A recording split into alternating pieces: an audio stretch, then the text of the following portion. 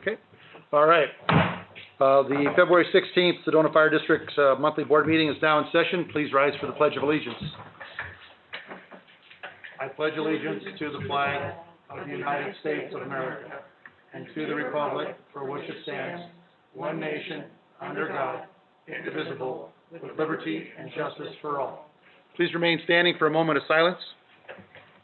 We've lost 11 firefighters and 14 police officers to the line of duty since our last meeting.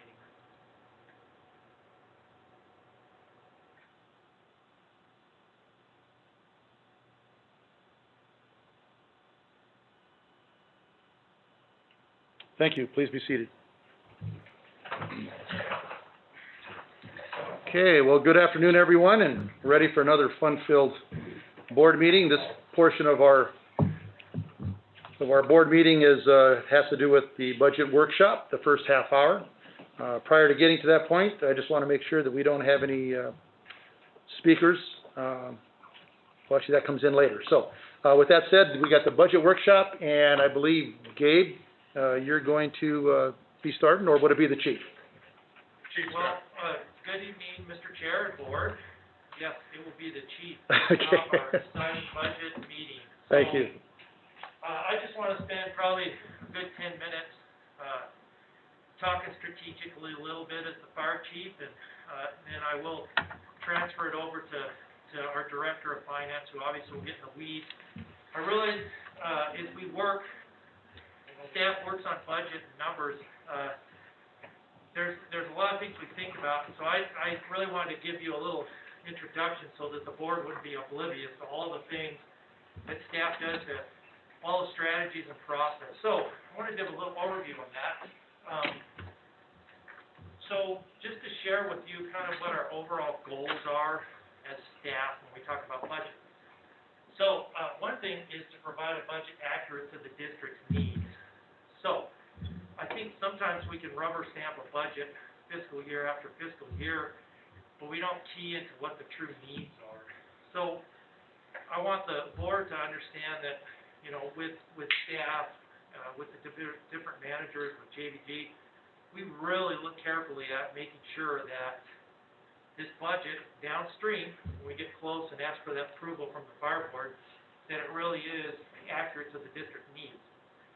The next thing I want to highlight is that we are as effective and efficient as possible from a fiduciary standpoint.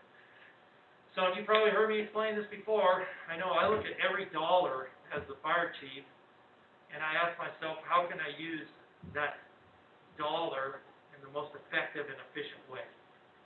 Because we know we answer to the community, we know we have a limited amount of dollars, and we know that it's critical as a public entity that we're transparent about that dollar, but also we work very, very, very, 3 times for emphasis, very hard at making sure that we take that dollar where it should be and to best advantage. So I think, you know, staff is very thoughtful on our efficiency and effectiveness, and that's a second area when we talk about overall goals for finance and our budget. The next thing is just forecasting district needs into the future. And as the board is aware, we have a state mandate that we show 2 years forecasting, but the board's also aware that we actually do a 10-year forecast. So when we look at our capital plan, we look at our forecasting for our day-to-day operations budget, we're projecting out 10 years.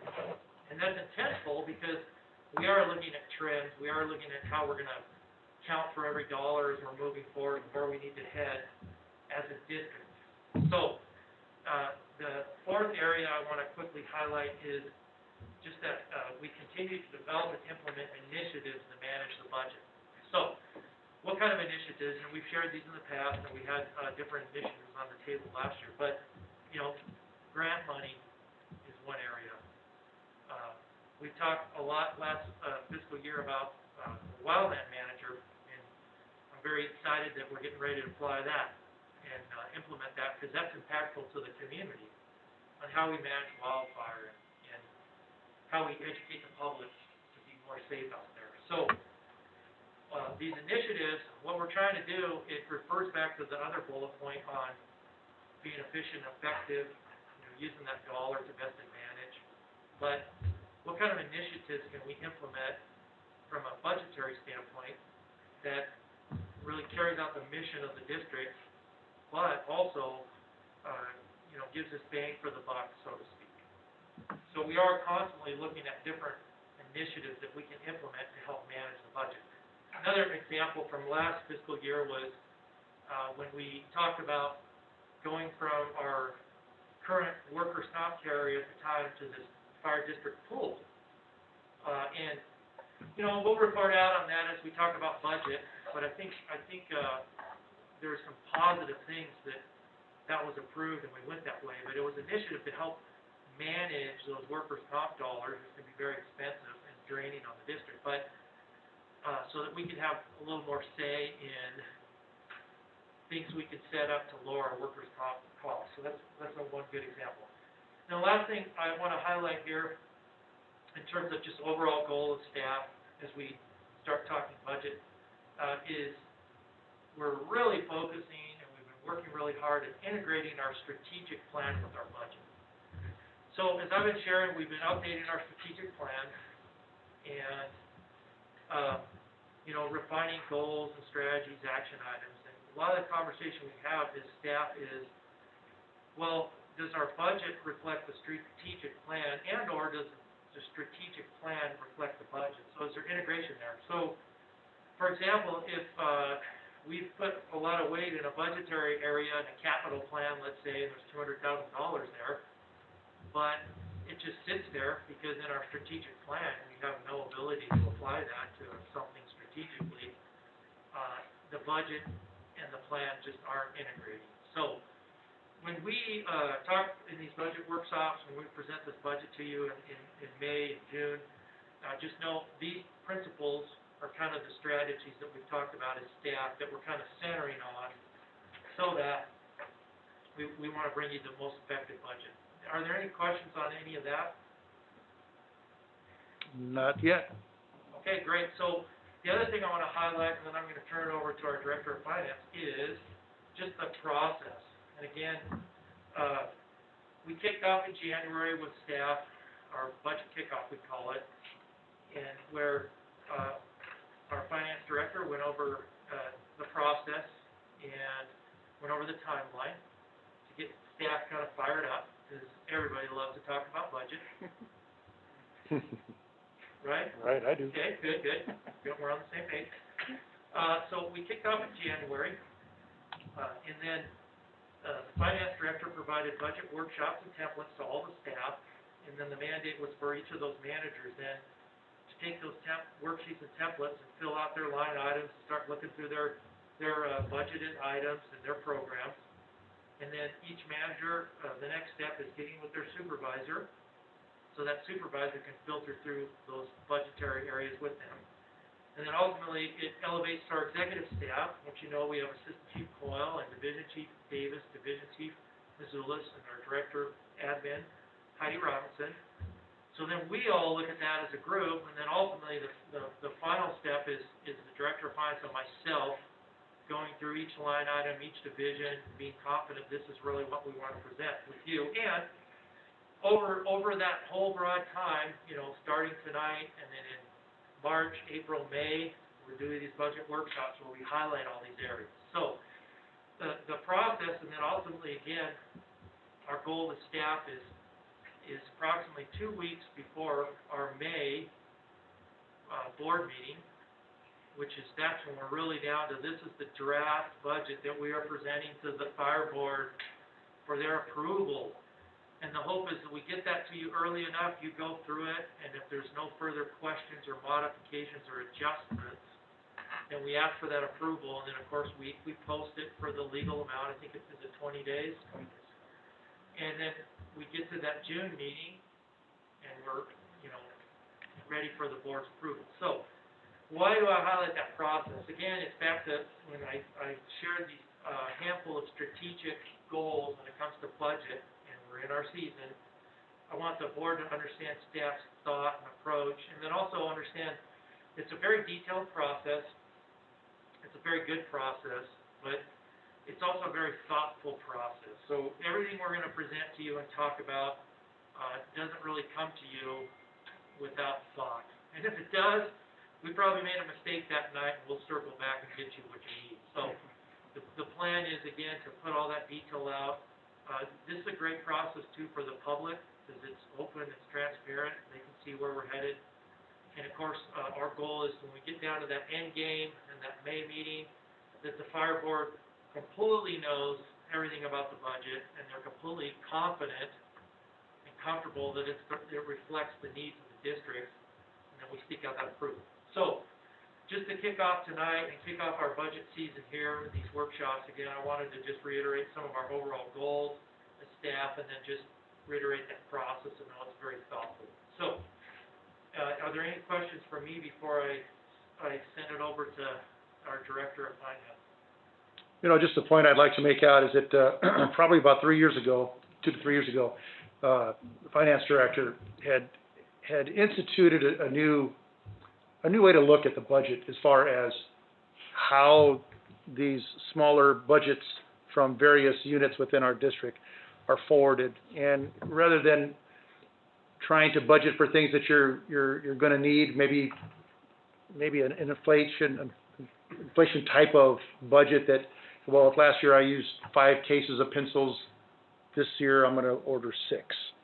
But I think what you instituted was something, you know, hey, stick with what you used, and if by chance towards the end of the fiscal year, we're getting short on things, we have enough discretionary funds elsewhere to move things around.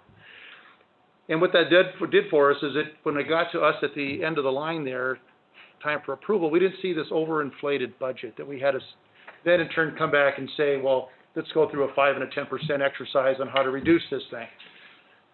The other side of that is that we had an economy that was starting to turn for the better.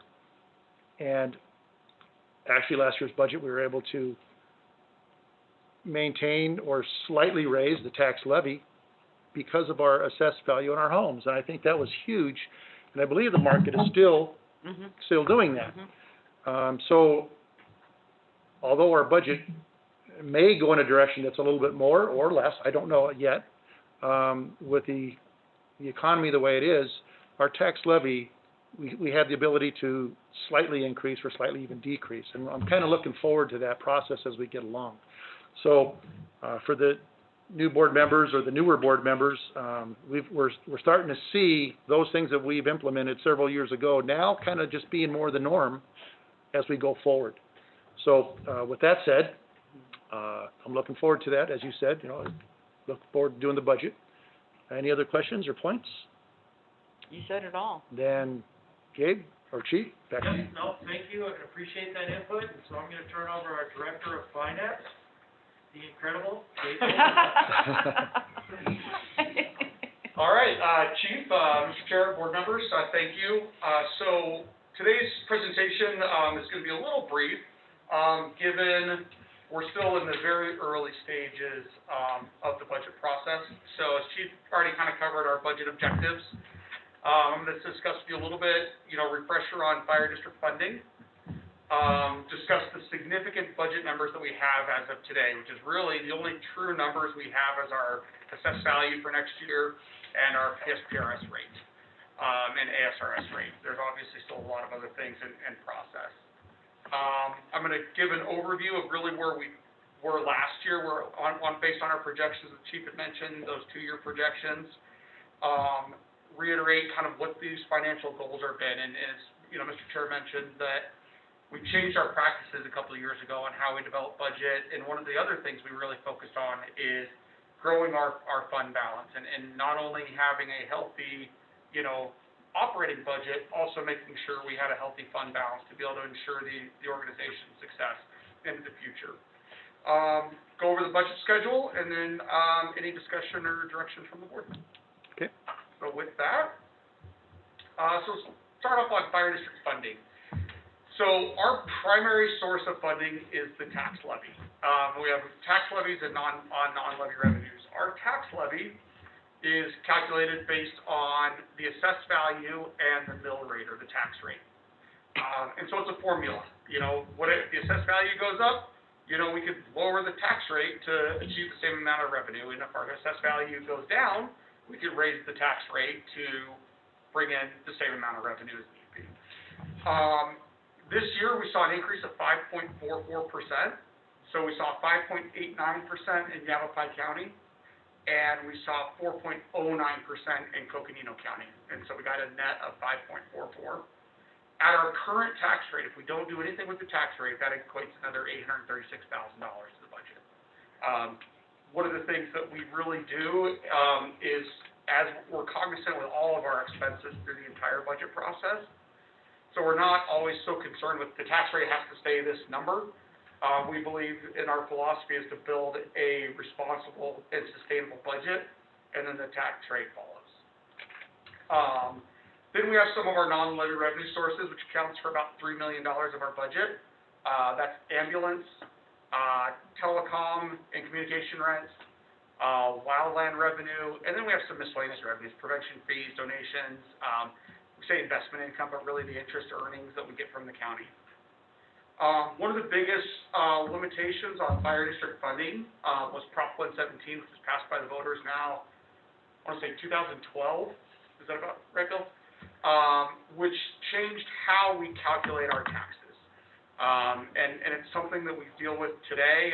It's something that APTA is still constantly looking at, seeing if there's some way of working around it. But when we went from the full cash value to the limited property value, the other thing that Prop 117 did is it limited our increase in assessed value to a max of 5%. And now you may say, well, Gabe, you just told us we have 5.44%. So what that limit is limit of 5% on existing property. However, any new development you'll get the full value of, and so that's why the last 2 years we've seen greater than 5% because of new development. So we have the increase in the existing property up to a max of 5%, and then new development getting added into our tax rolls that's allowed us to see a higher increase than 5%. Does that mean that once that new property's been around for a year, it drops back down to the 5, and you still continually look at the, whatever the current is? Correct. So once that property gets added, so it may have gone from, that property may have gone from 0 to, 500,000, the following year, we won't see any more than 5% though on that same property. And the downside is while we're capped on how much we see an increase, there's no cap for decline in assessed value. So if we see a recession again, we could see that assessed value drop significantly. One advantage to it being set on limited property versus full cash is it's a lagging indicator. So it's about 18 months to 2 years behind. So it will allow us to see if we see those market conditions change and our values start to drop, we'll know that assessed value is going to follow within the next year or two. And finally, the last piece is our tax rate or mill rate is capped currently at 325. There was some proposed legislation last cycle that got pulled because of COVID that is back on and sounding promising that it will go through. That'll actually take the rate cap from 325 to 350 over the next 2 years. Now the caveat to that is it will change the assessment ratio though on our commercial property. So right now commercial property is assessed at 18%, and it'll actually lower it to 15%. And just to kind of, what does that mean for Sedona? That's about $500,000 in tax revenue, just changing that assessment ratio. And that assessment ratio will change over the same 2-year period as they slowly increase that tax rate. So obviously, as that occurs, we're going to have a tax rate adjustment to make up for that lost commercial assessment ratio, commercial assessment property. Any questions on the funding piece? That's it. All right. So right now, we mentioned our assessed value number and that increase. We did get our PIS-PARIS rates. PIS-PARIS went up 1.28%. ASRS went up 0.19%. At current payroll dollars, and again, I want to emphasize this number will change once we build in everybody in their new steps for next year, make sure we've got all the positions in the shell. But at our current, today's payroll dollars, it's about $100,000 increase, those two numbers there. Social Security, and the reason I put this in here is one of the things that we always look at as part of the budget process is a COLA, cost of living increase, and historically, we've looked at what Social Security's increase was, and Social Security went up 1.3%, which is about $180,000 to the bottom line. The other big numbers we have are healthcare and workers' comp. You know, at this point, those are still unknown. As Chief mentioned, you know, big decision was made last budget cycle on going from a commercial workers' comp insurer to a risk pool. So far, we've not heard any rumblings of significant increases.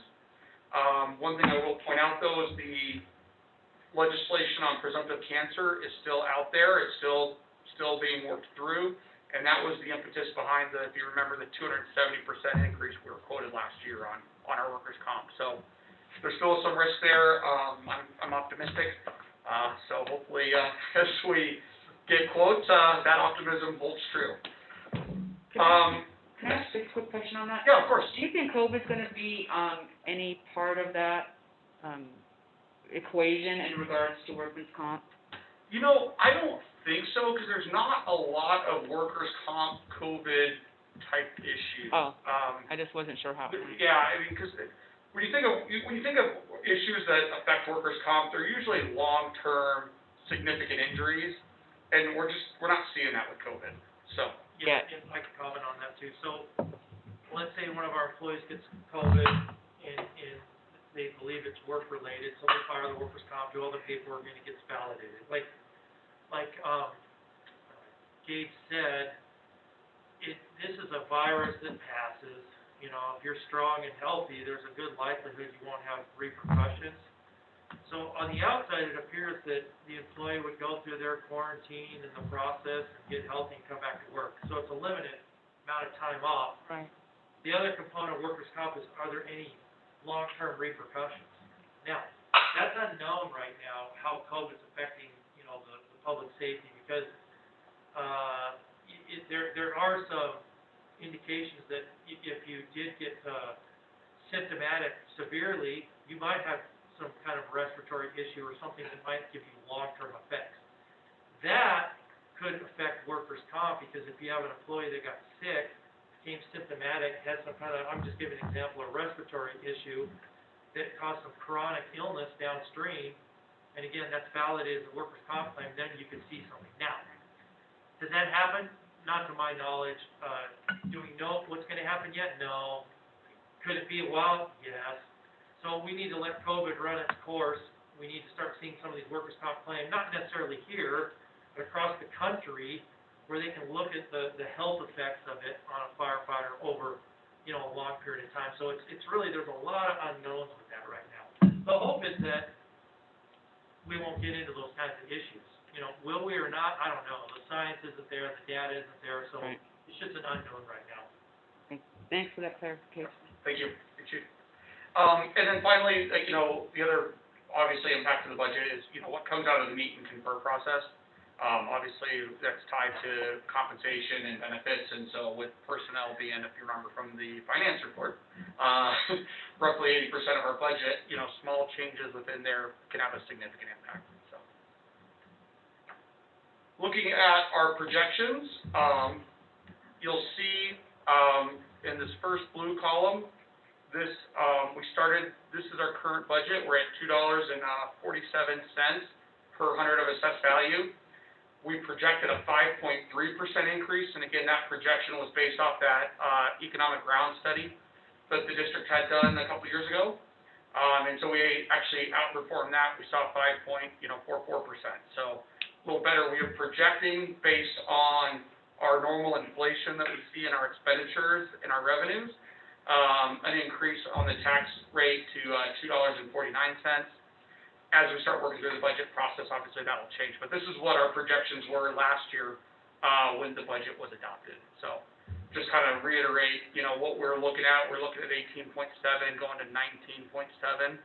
As we get through the actual budget requests and everything, we'll see where we land on that.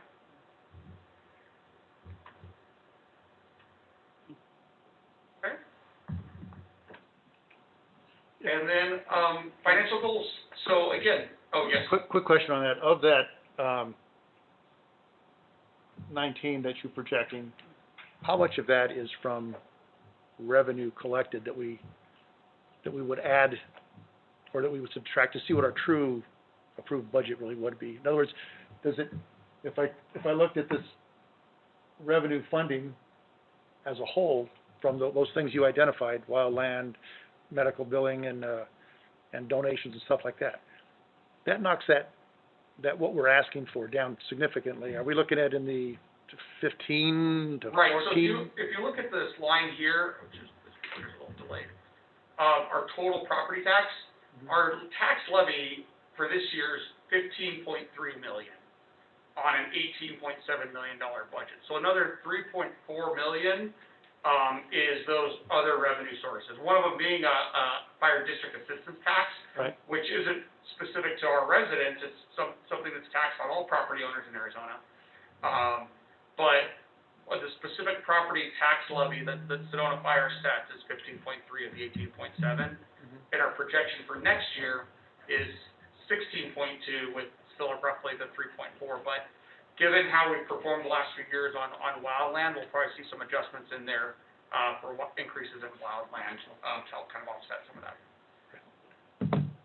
Okay, thank you. That's that line right there. So non-tax revenues, or I'm sorry. Total property tax is the tax Got it. portion. Got it, okay. Yeah. All right, so kind of our goals. So again, as Chief mentioned, we need a balanced budget. We don't just look at inflating our previous numbers. We really spend time, and program managers and staff and everyone spends a lot of time determining what their actual needs are to serve the community, and obviously we want to ensure we have a balanced budget. We constantly try to manage, increases in expenses. Unfortunately, things keep going up, and so we're always trying to manage those, find ways to save money where we can. And then finally, the last goal is again the growth of operating and capital funds. And so this year we actually have reached that GFOA recommended minimum of unrestricted fund balance. So now we can continue to look at our capital plan needs as well as our end leave liability. And then future surpluses and things like that can go into reducing tax rates for the following year and things of that nature. So with that, here's our kind of proposed timeline and schedule for the budget. As soon as it's loaded, there we go. Yeah, it did. So you'll see, we're January through March, as Chief mentioned, that's really that intense time for staff, meeting with program managers, going through, vetting the budget. Everybody had everything turned into finance by the 15th of February, with a few exceptions. We're at our initial board workshop here on February 18th. We'll have another budget workshop on the 16th, again on April 20th. And then May 18th is when you will have, actually our hope is to have all the expenses and everything loaded in by the March board meeting, so you can kind of get a whole picture and see where we're at. Minus, again, there's still going to probably be some quotes we're still going to be waiting on as far as commercial insurance, workers' comp, health insurance.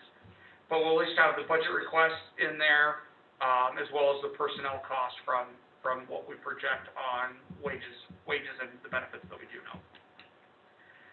May 18th, after that workshop, we'll ask for the board to tentatively adopt the budget.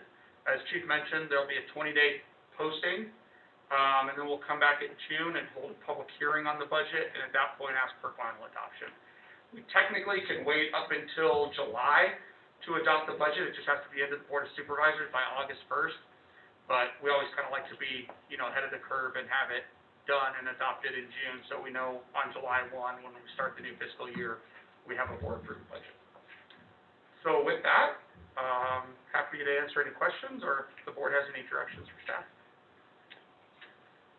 You presented a COLA of 1 point, what? 1.3%.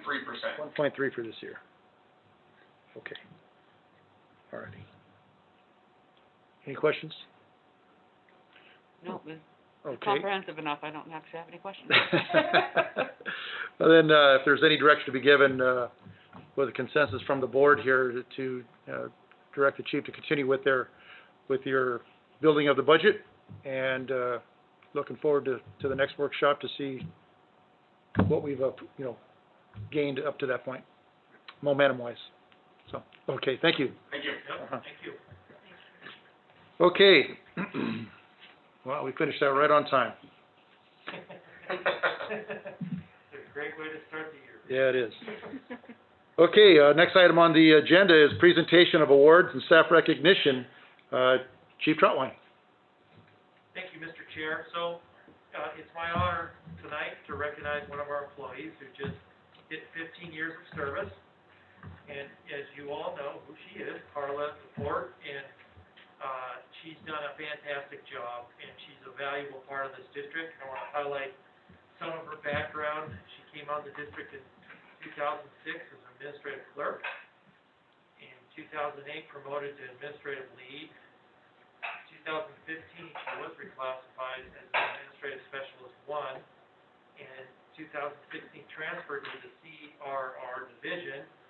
And I know you can ask Chief Davis and our 2 inspectors in there that she is like the glue to keep that division together, and she's a valuable component to that.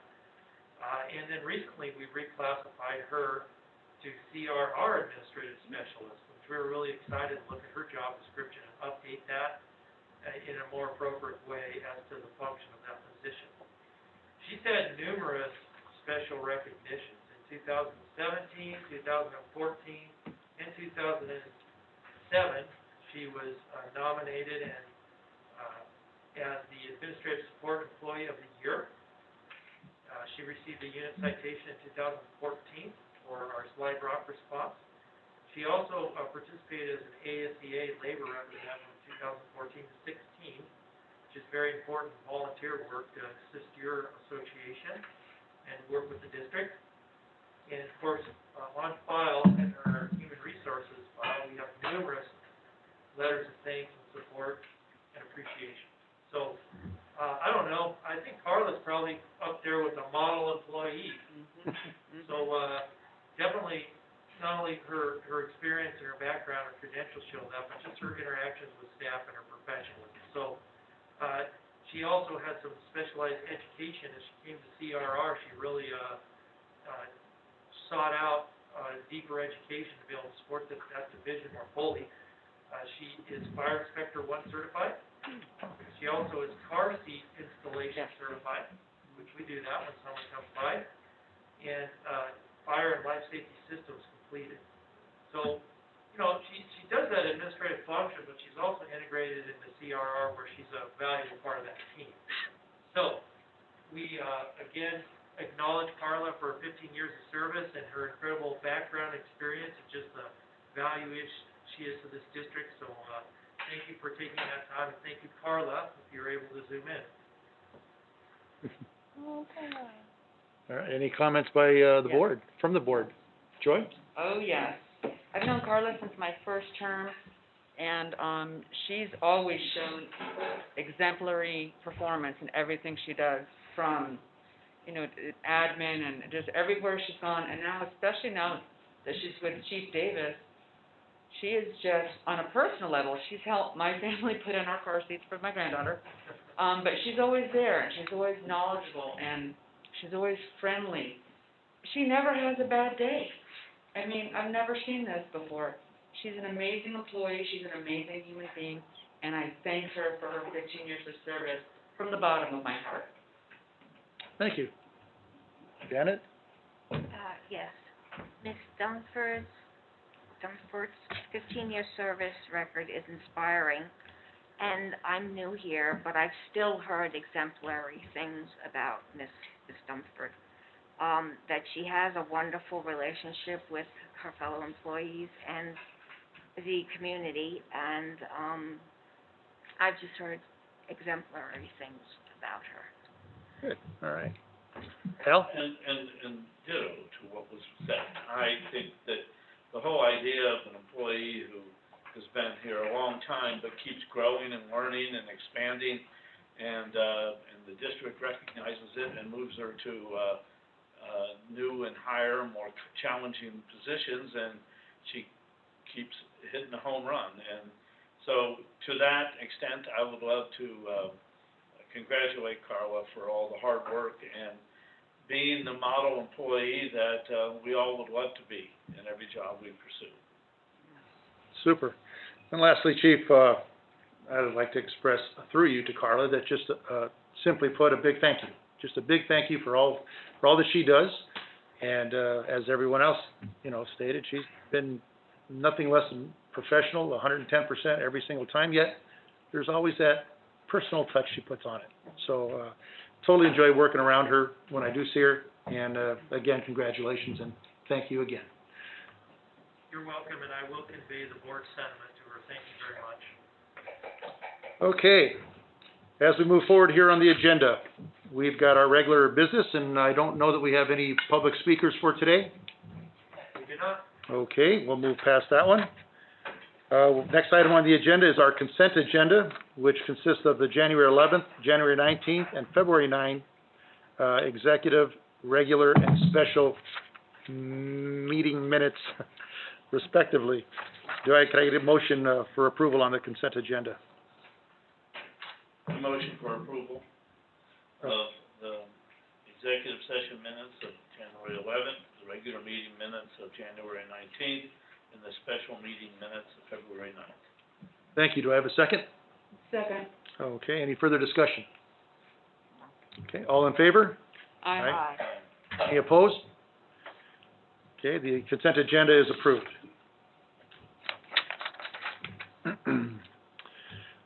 Next up on the agenda is our financial report and updates from our Director of Finance, Gabe Boldra. All right, Back at it. Mr. Chair, members of the board, you have the January financial report in your packet. A couple things I want to highlight for January. PowerPoint's gonna work here, still thinking. Now it's thinking on my end and that end, so it's different. What's with the lag? There we go. It's Higher. because it's all going through the internet, yeah. All right, so tax levy revenue for the month, we brought in $491,476. Based off of our historical averages, we were short by about $400,000. Again, function of timing, nothing really concerning there. Non-levy revenues were pretty much right at budget. We brought in $216,928. That was just $2,500 under our budget for the month. Happy to report this month. I know last month we had a little bit of a run over in personnel expenses, mainly due to people being out sick and stuff due to COVID. All of our expenses, all our major categories for January were under budget. You'll see personnel is just at $1.1 million under budget by $17,000. Buildings and land was pretty much right at budget there at $30,839. Vehicles and equipment had a little more of a favorable variance. We were at $30,499, which was under budget by $18,000. Communications and IT was at $56,941, or under budget by just under $7,000. And managerial costs were at $22,172, which was under budget by $36,000. So good numbers for January. Year to date, total revenue is at $13.4 million. Again, a large percentage of our non-levy revenues are due to those wildland deployments that we saw, earlier in the year. So we still kind of continue to see a strong number there. We're actually over budget year to date by $352,000 on wildland. And just for point of reference, we conservatively budgeted $500,000 in wildland revenue, so we're already at $852,000 for the year. We still have the second half of the wildland season in this budget year. I had mentioned our tax revenue for the month was trending under. Year to date, we're actually $163,000 over budget on tax revenue. So year to date, we still have strong numbers.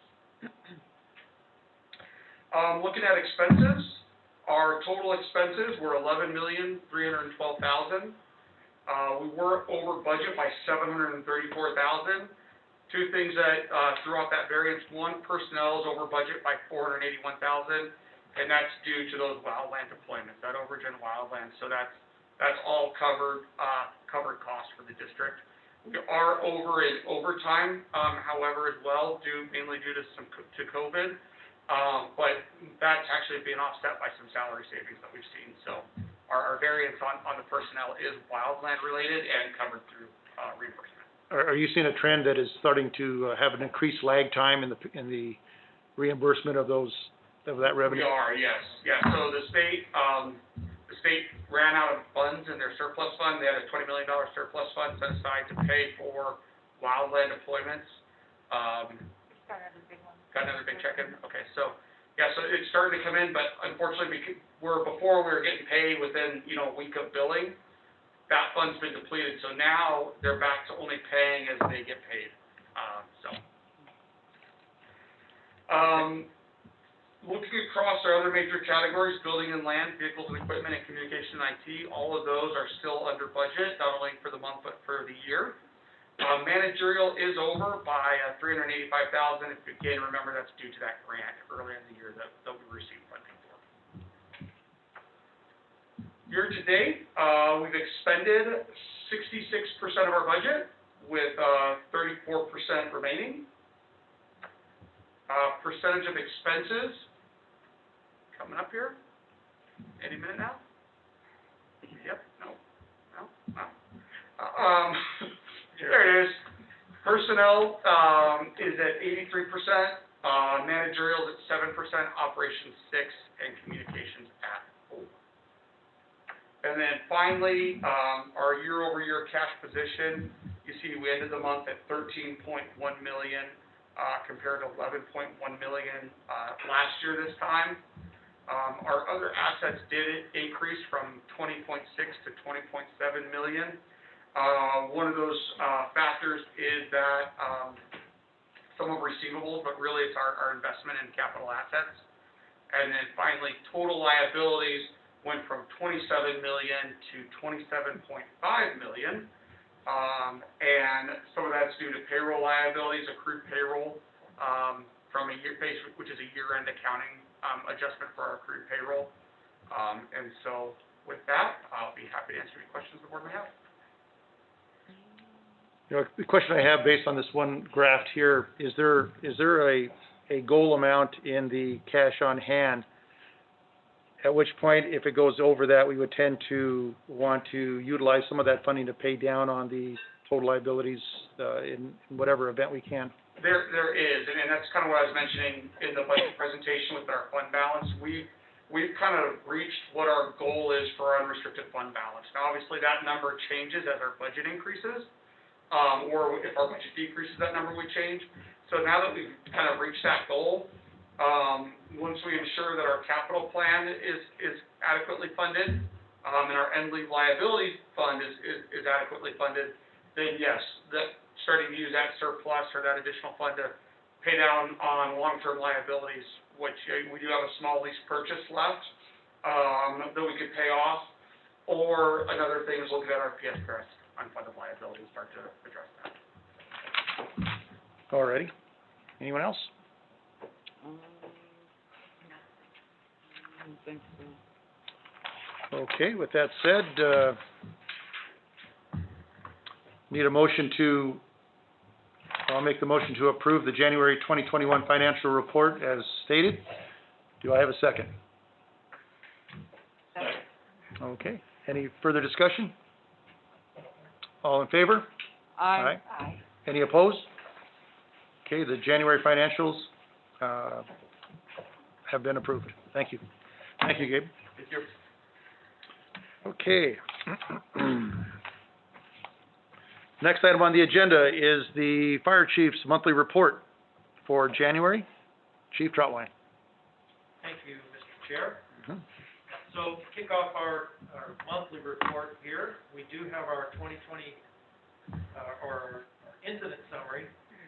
So year-to-date, you can see we've reflected January, but year-to-date 2021 compared to 2020, we're trending about exactly what we did last January. And if you recall, last year we went in a little downturn on call volume with COVID shut down everything. So, as long as things stay status quo with that, I don't anticipate that this year, but we're trending about what is to be expected. The subsequent slides we have typically where we report on trends and an overview, where we don't have that data available now because as we explain when it comes to our 90th percentile and also our average response time, in the changeover on our new ESO, we need a little more time to get that changed over, and then we'll get some good graphs for you. And hopefully next meeting March, if not by April, as we get that changed over. But we did, when we go down to just responses by station, of course, we still have that information. And it's pretty standard month in terms of our responses by station, how they're spread out throughout the fire district. So, any questions on either of those slides? No, sir. Very good. So then I will transfer this over to our Director of Administrative Services, Heidi Robinson. Thank you. All right, so in our news and events, we have the board workshop that you all participated in. Thank you very much. It was a long day, hopefully very informative. Good feedback that we've gotten individually from the board members, and so hopefully you learned a lot. We really look forward to those, not too often. Keep your position, stay here with us. But we like to, it keeps us updated as well as we update you on what we're doing in our processes. It's nice to share that with you. So we completed that.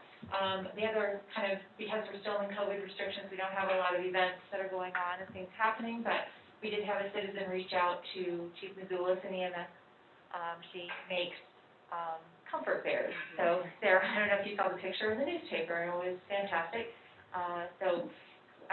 Worked with another contact, got us together, I think, through the board, and those bears were delivered just recently, and so we've got those on the ambulances, so in case we do have a youth or a pediatric run, there's something there for comfort that you don't usually find in an ambulance. So it's a nice thing, well made, really a thoughtful gesture, and we really appreciate it.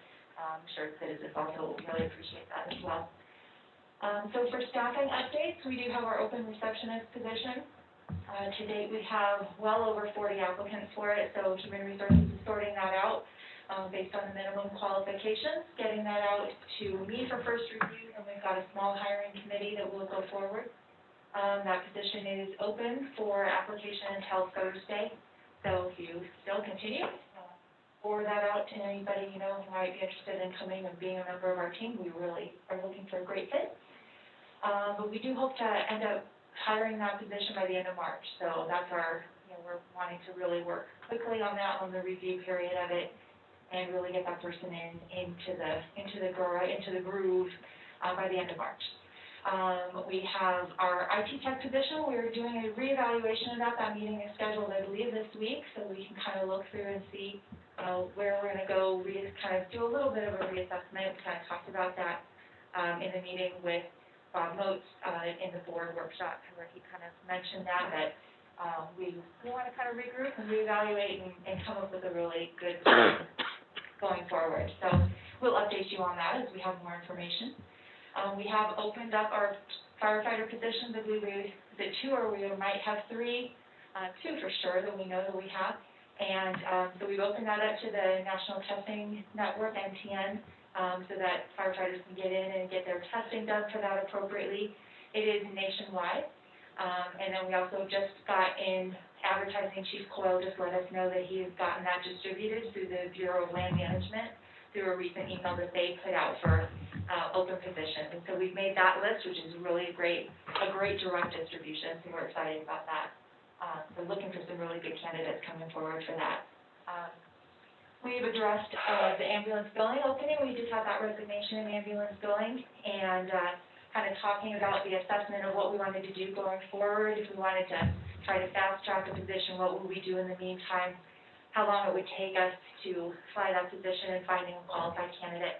And so we've had some meetings about that, and we're looking at a direction where we might actually thinking about really seriously of outsourcing that position, so that we will be keeping the existing employee, Chris Akron, who's been with us for 15 years, another 15-year employee who kind of keeps going through our ranks, and so we're going to kind of alter her position a bit, and it's again one of those things of seeing skills and qualities and repurposing a position that's existing in the district to really affect the mission of the organization and then affording us opportunity to kind of get the job done, the nitty-gritty of the job done. So we're looking at some vendors, some local vendors, and also some national vendors, Arizona-based vendors, for outsourcing that second position, so we can get the rote work of it done while retaining Chris Ahern's specialty in that area as that link to that. So we'll have more information on that soon, just in the beginning stages of that. We've been talking, it seems like ad nauseum now about the UKG Kronos update for payroll and human resources. It is ongoing. Payroll has gone through, now I think it's 3 payrolls that we've done, or we're heading into our 3rd payroll. So that is out of implementation phase now, and that payroll portion of it is now just considered as regular software now, regular support. So Granda Brothers continues to go through those bugs, find the things as we find little discrepancies in calculations going on, fixing those. But now we're going headstrong into the HR implementation. So the next component of the software program is that we're going to do all of our benefits, our onboarding, all of our performance appraisals, all of our paperwork. That's just paper now and circulated through email or physically is all going to be through our same payroll timekeeping system. So that integration is going to be fantastic, and we're heading into the implementation phase on that right now.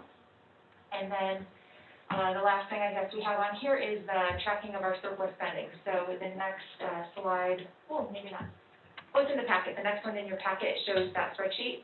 So just a quick update on some of the products. We've gotten a couple more shipments in. We're still waiting for some of those pieces of heavy machinery, equipment not ready, and waiting for the shipments to come in. So they're anxious and excited about it. So a few more pieces are in there. You'll see an update to the building line. So I've been working with Chief Lukowski to kind of get some of those projects updated. He and Captain Ford have been working on those separately, and so they're still getting me their tracking information so I can put it into this one for you. So hopefully by next month we'll have a really nice accounting of that one, because that's a nice chunk of that surplus funding, and we want to show you where it's gone and the projects that have gone through. And again, a lot of the projects that we're working on, we're waiting for supplies, so we're excited that they'll come through. Last but not least, as always, I do my little mental health moment, and February is Heart Month. And so, lots of things to do with that. Valentine's Day in there, so I guess that's why it ends up being that way. But the American Medical Association does do that for heart health, of course, and so we've been talking a little bit, or a lot of it, about the mind and body connection. And so we're focused on that here. Heart health for firefighters is extraordinarily important. It's the number 1 killer of firefighters, and so we really want to focus on that so that it's kind of taking it a little bit away in the mental health, but wrapping your head around that gives it that aspect. So taking care of that, knowing the risk factors, knowing what you can do to affect it is really important. The districts ask us, they have great resources out there that we're seeing at conferences showing how sleep deprivation and the poor diet, the stress of the call, the alarms, just the compound stress of the things that they see on the calls, all of that affects the heart health, and some of it is correctable by diet, and a lot of it is correctable by taking care of our mental health. So look at that, know the signs, know that they're different for men and women, focus on those, and keep yourself, your heart, and your mind healthy. And that is the end of my report. If you have any questions.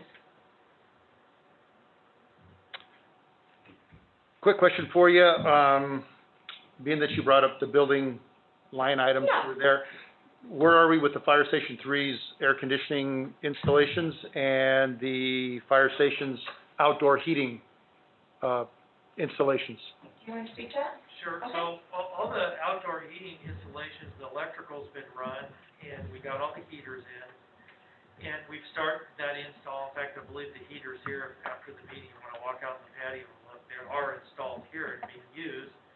So, we're just, making sure the contractor follows up and finishes his job. So all the equipment's at the stations, it's just a matter of the final install and all the heaters. And then, I think, the HVAC at 3, we'd have to get a update from, Chief Lukowski and maybe Chief, Coyle, when he does his presentation, might be able to comment to that, but I think that's moving along quite well, and we just did a follow-up, bid for, well, didn't get the bid yet, but it has the contractors out to look at Station 1 here for the HVAC. You know, we had a lot of problems with Station 3 with the HVAC, and want to separate thermostats and make it more efficient, effective.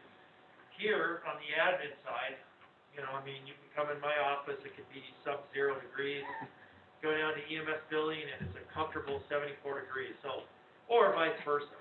So, we're trying to rectify that too, and so we had a contractor out this last week. So, yeah, specifically exactly where we're at 3, I don't know if Chief Cole knows, but, that's kind of the general update. Okay, great. Thank you. Any other questions? Yeah, I have a quick question. So, I've been looking at this, and in regards to telecom and communications, I'm not seeing any action. Do we have, any kind of information on what's coming up with that? So for the telecom position on the, so that result of the last recruitment, or? No, I'm sorry, in regards to the 90,000 that we have available to start working on updating our situation. Oh, I'm so sorry. So on the RFP. budget worksheet, I'm so sorry, now I'm following.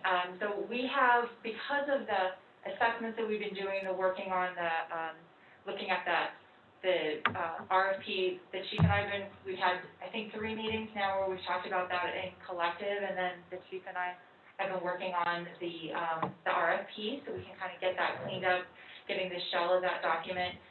Once we have a good outline of it, we're gonna bring it back to the group to make sure that we have a really good scope of work, making sure that we're asking for what we want, so that we get a really good result from that assessment.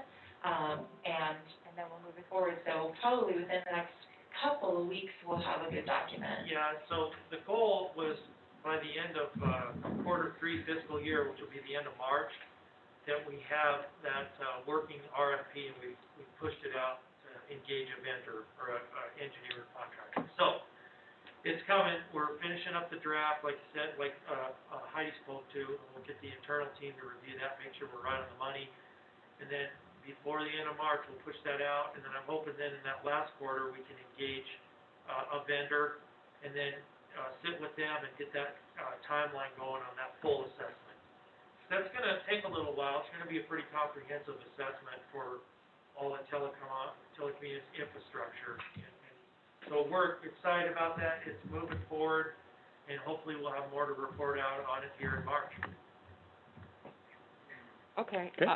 Yeah, I'll just speak later, with you in regards to that. Thank you. Okay. Thank you, Heidi.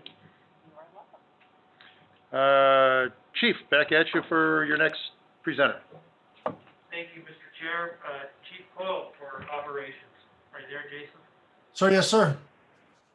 Hey, so first thing in regards to the HVAC, Station 3 is done. Chief Lukowski is actively engaged in getting a hard price on the modifications for Station 1. I think that was the only thing that was hanging from Heidi's still. So with that, if it pleases the board, I will go into my update.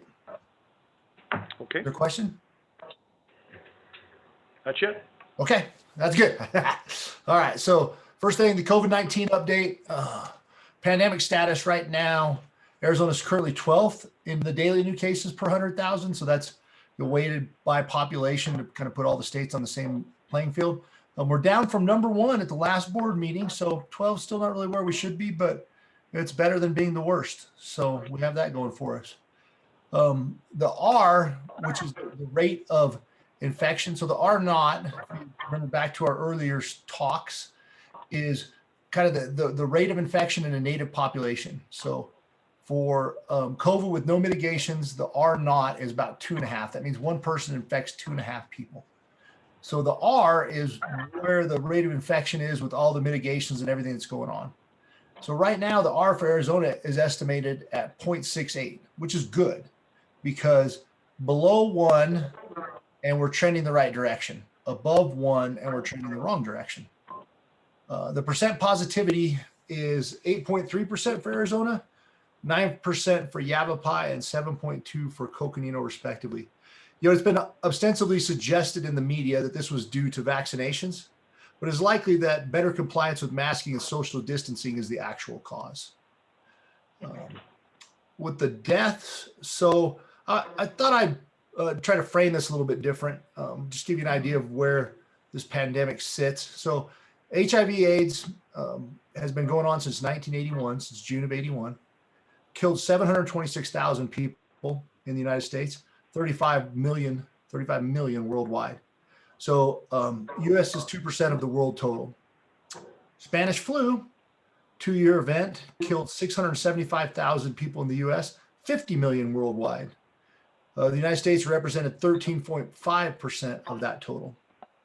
COVID-19, about a year, a little bit more than that, a year and a month, has killed 498,897, so almost 500,000 people in the US and 2.4 million worldwide. So the US is responsible or is accountable for 20.7% of the deaths worldwide, and we represent 4.25% of the world's population. So that's kind of troubling about, societal norms or whatever else it is that is driven that increased rate.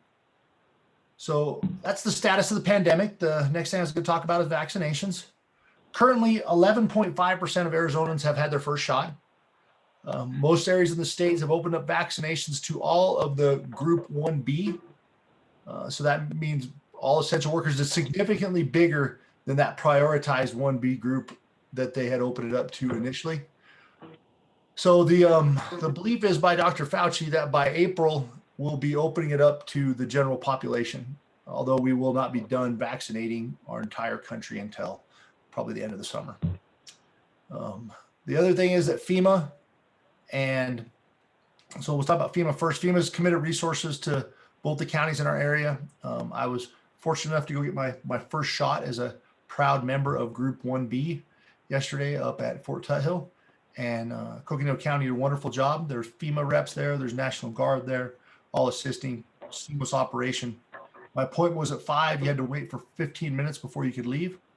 I had my shot at 2 minutes to 5 and was gone by 5:15. So I mean, it was smooth. The ESF4 commitment is also something that we may get involved with later on. But so under the National Response Framework, ESF4 is firefighting, and it belongs to the Department of Agriculture, the U.S. Forest Service. They're the primary agency, but they coordinate everything through the states and through the other land management agencies to meet the needs of those ESF4 functions as requested through FEMA. So we've had some requests. We haven't actioned any of them yet. We're waiting to tell everyone that has had their shots is 14 days post their secondary shot before we consider sending anybody out into what would be a high potential for exposure. That is the end of the COVID update. And is there any COVID-related questions that you'd like to ask me before we move on? Yeah, Chief, I had a quick question for you. I think sitting next to Joy, I'm starting to ask, can I ask a quick question? Sorry, I know. I've been But, rambling Ask a lately, slow question. I'll ask a long question. You said we went from number 1 to number 12. Does that 12 represent statewide, states, like we're the 12th state now, or what does that represent? Yes, sir. Yep. In weighted per 100,000 of population, that we are the 12th highest state for the rate of infectivity per 100,000. So okay, and you attributed that basically, as you said, on vaccinations, masks, and social distancing. Is that correct? Primarily mask and social distancing. The vaccinations haven't really got to that threshold yet, where it's probably having that influence on the numbers, and these numbers have been trending down ever since we're about 4% vaccinations. So people have been more compliant, is what the belief is. Part of that compliance is the fact that those points of attraction that occur during the holiday season that drive people towards a lack of compliance because they are making trade-offs between being compliant and being with family. Those are no longer such a priority or such a thing. So the environment's better for compliance as well, too, I guess is maybe the best way to say that. Okay, super. That was the questions that I had. I just was trying to put it in perspective as to Yes, sir. what the 12. I mean, if 12 was the very lowest number, then I think we're doing pretty good. But as it is, I still think we're doing much better than we were a month ago. So we're trending the Thank you. right way. That's correct. Okey doke. Well, thank you very much. You're welcome, sir. Anybody else? Questions? Just a quick one. When you went to Fort Tuthill for your vaccination, Yes, ma'am. I'm a resident of Coconino County, so and since I don't touch patients all the time, it wasn't appropriate for me to go into the 1A group, so I went to my county of residence in the 1B group. did you still have to go, was there a waiting time between the time you, in other words, did you have to make an appointment? How long did that take? I did have to make an appointment, and it took some time to get the appointment made. Frankly, it was it did take a few weeks maybe to get the appointment made. But also, honestly, until I was getting close to 90 days post when I had COVID, I wasn't too worried about it because of the fact that you have immunity for a certain amount of time. So I was not checking it real closely until that threshold was getting near. And you're feeling good with the side effects and? Surprisingly, yes, because usually if you have had previous infection, if you're serologically positive, your reactogenetic symptoms are much more intense on your first shot. And knock on wood, 24 hours into it, and I'm doing pretty good. Matter of fact, I made sure I got a lot of work done yesterday on the holiday, knowing the board meeting was today, anticipating that I'd feel awful today and tomorrow. But so far, today's been a good day. Excellent. Thank you. Yeah, you bet. Okay, well, that sounds good for the COVID questions, and continue on. Yes, sir. All right, so for significant events, started out shortly after the last board meeting with a 4-day snowstorm that ranked as the 15th largest storm in Flagstaff, at least, which they've been keeping records in Flagstaff for over 100 years, so it's kind of where they always anchor into for that stuff. But it was significant enough. Everybody, of course, in Sedona saw significant snowfall. Closed 89A for over a week in Oak Creek Canyon. But what was cool is that the crews, so beforehand, they made sure the chains, snow plows, cables, alternative response vehicles were all ready. Prepped the snowcat to make sure in case we had an outage at one of the tower sites that we had to get access to, the snowcat was ready. And everything, it worked really well. And there was one issue with a little bit too much slack in a chain on the front of one of our reserve engines. That is certainly some education that we need to work on for next time. But considering that we have a large percentage of our workforce that live in Sedona or lower and may not be as accustomed as people in the higher country are to driving in snow, it worked really well. One of the big other events that occurred, and I suspect most of y'all heard about it, was a rescue in Haribo Canyon. Haribo Canyon. This was a multi-day event, and there's, as it's common with these kind of events, when we had a base jumper and we had some other stuff that's occurred in 2013. I was looking back through my notes, 2013, 2014, and 2018. The issue of charging for search and rescue has always kind of come up. So, if it pleases the board, I can kind of give a brief synopsis of what our research has led us before and why we have the position we have. If you'd like to save it for another time, I'm happy to do that as well. So I will defer to y'all. Yeah, let's hear what you got. Okay. So there's basically 3 different models on how this works. There's the model that most of the United States follows, which is that they don't charge for rescues. There's the model that 4 states within the United States follow, that is that you charge for rescues if it's deemed that the individuals were negligent. And then there's the model, the European model, I'll call it, because that's what most of the countries that the Alps go through charges, that they always charge for rescues. So in the country, in the states that have, especially New Hampshire, because they've had it the longest, so they want to do most of the research on, that charge for rescues. The criteria for charging is if you act negligently in requiring a search and rescue response. And in the one case that went to the New Hampshire Supreme Court, it was negligence was defined as if the defendant's injury was foreseeable and directly caused a need to be rescued. So if we think about that definition for a minute, I'm going to say that if you hike into Devil's Bridge on a July afternoon in flip-flops and a bottle of water, then the fact that you need to be rescued is foreseeable and directly caused by your lack of preparedness.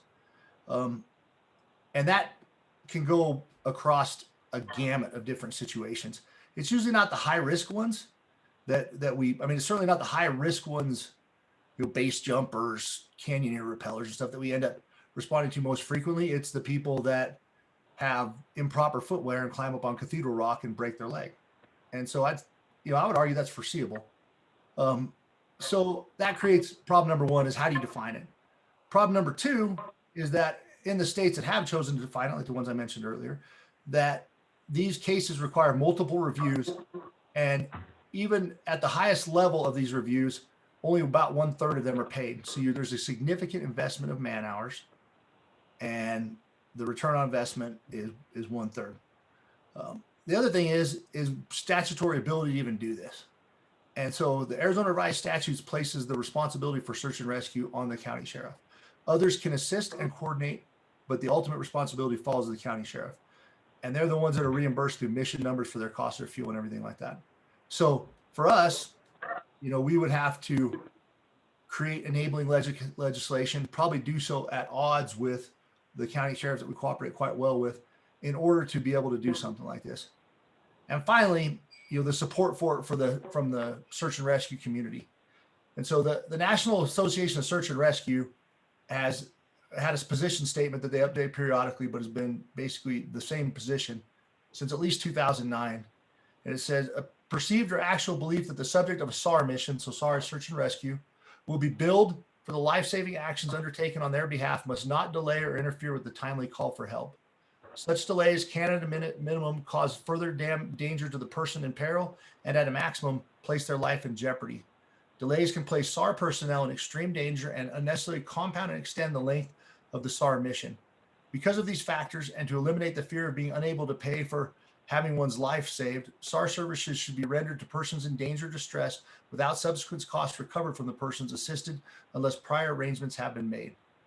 So, the key thing about that statement to me is that if my ultimate goal, and it was in this Harborough Canyon one as well, in coordination with all the BCs and the county sheriffs, is to make sure that we don't assume an unnecessary amount of risk. And so if we created a condition, got through all those other hurdles I just talked about, created a condition where we delayed our response to a rescue, it is likely that we would increase our risk. And there's one more point that I want to add that is pretty key, is that the Supreme Court also ruled in 2018 that obtaining cell phone location data for criminal, to pursue criminal charges required a warrant. Right now, because there's no risk of any criminal charge when we do this, we can get location data, and it can help us to find those people more effectively. If we were to change that position, again, after we got through all those hurdles, then that would lead to delays, because we would have to get a warrant. We'd have to coordinate more closely with law enforcement to get that warrant.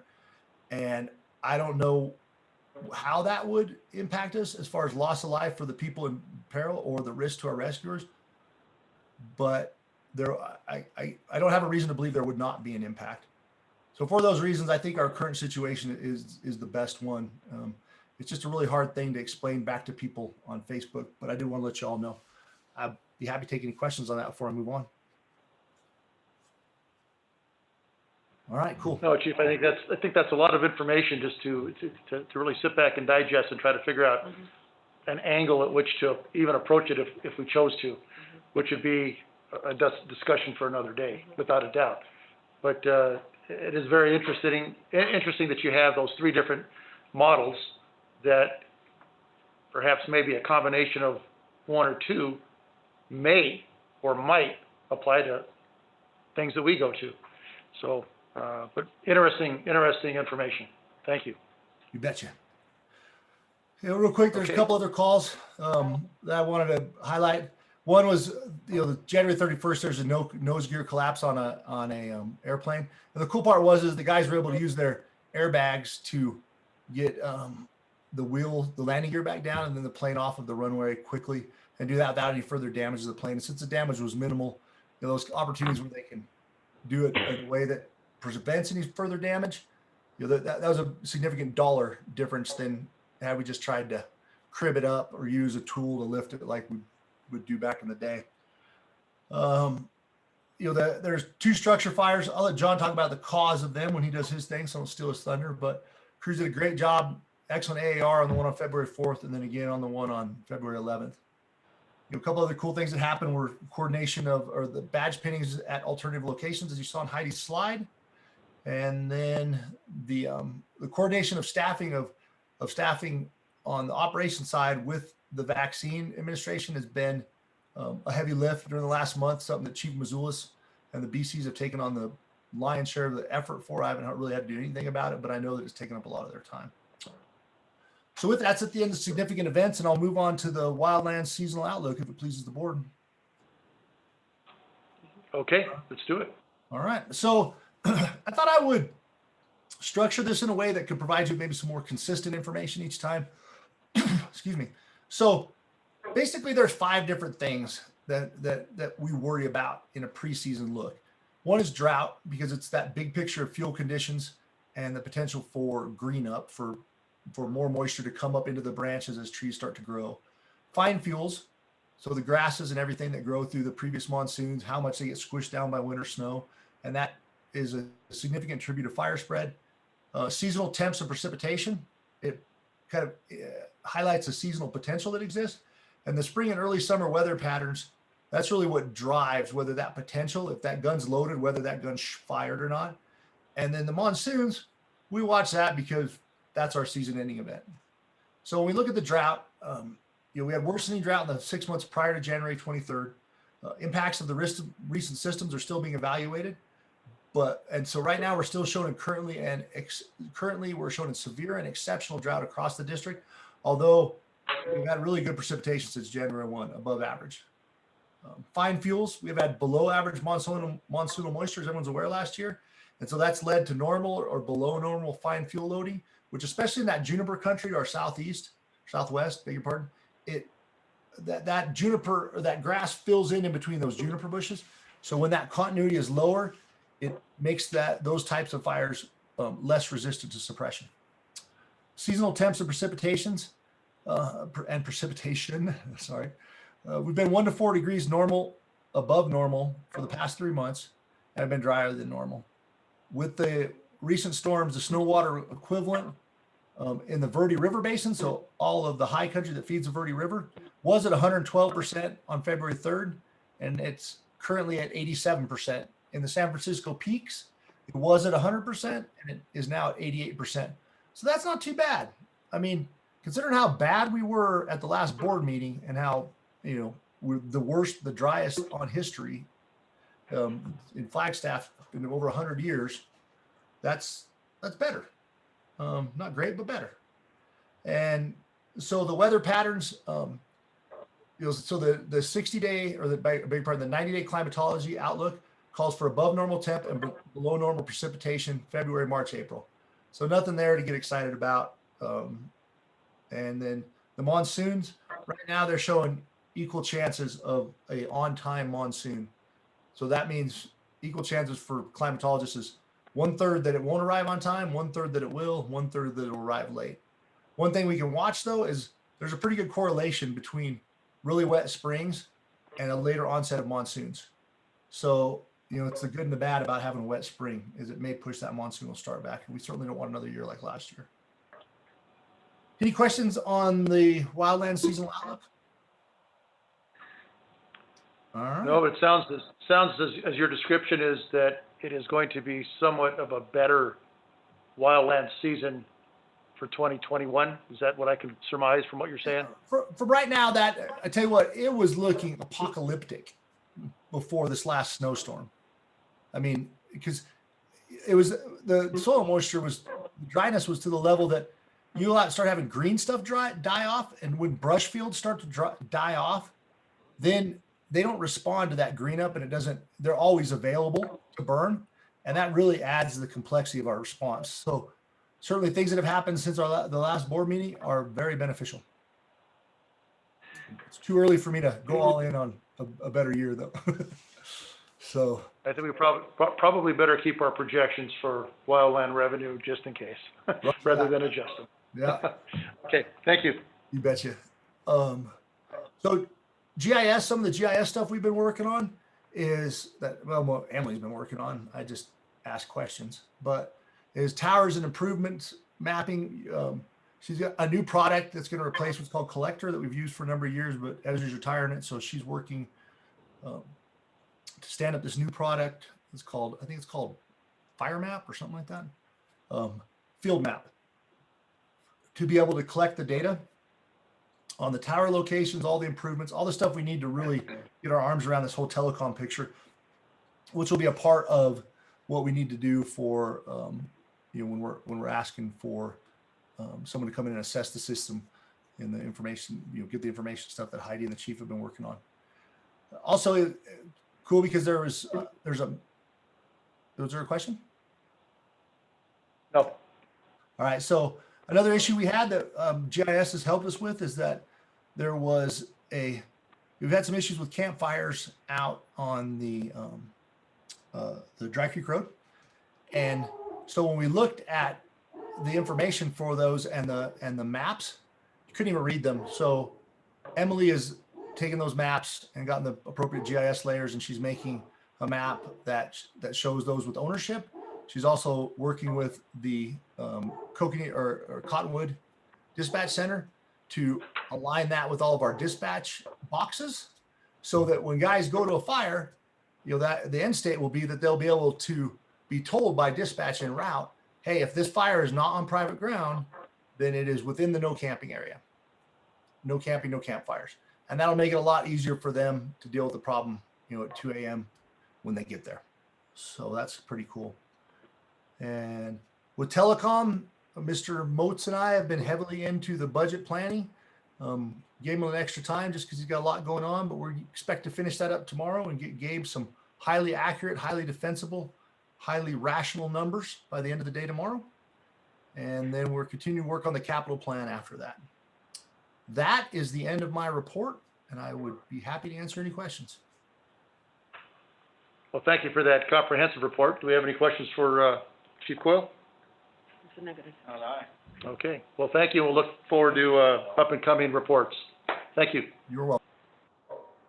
Chief? Chief Coyle, so we'll go to Division Chief Davis for CRR. Good afternoon, board members and board chair. I just wanted to say I concur wholeheartedly with all of the kind words that were uttered about Carla today. I won't admit it to her, but she's the lifeblood of this division.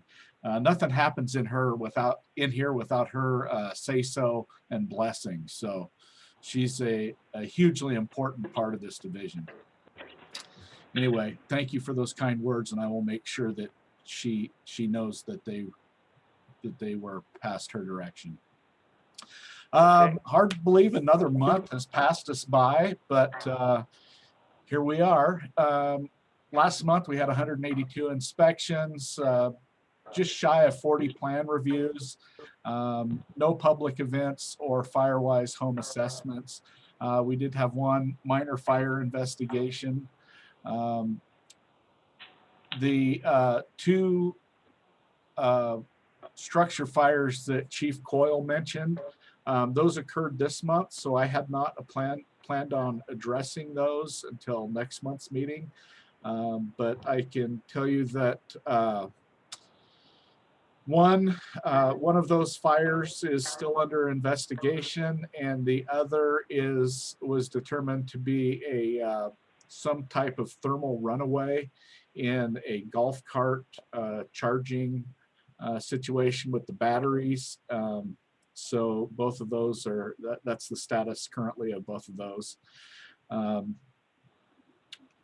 Notable events, I have been working diligently with the help of both Rick and to some extent Carla on preparing the adoption for the 2018 Wildland Urban Interface Code.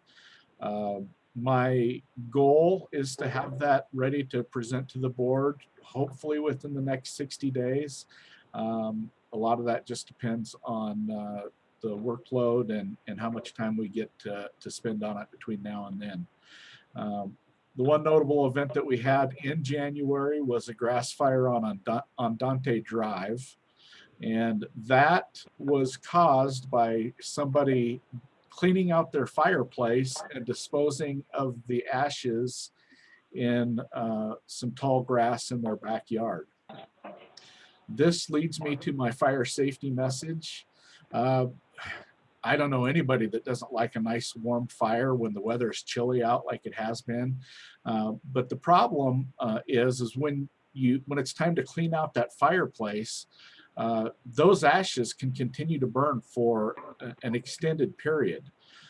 Current recommendations are that they be placed in a metal canister with a lid. Wet them down if you can, but in any case, they should sit out on a non-combustible surface for a minimum of 72 hours before you put those in your garbage can.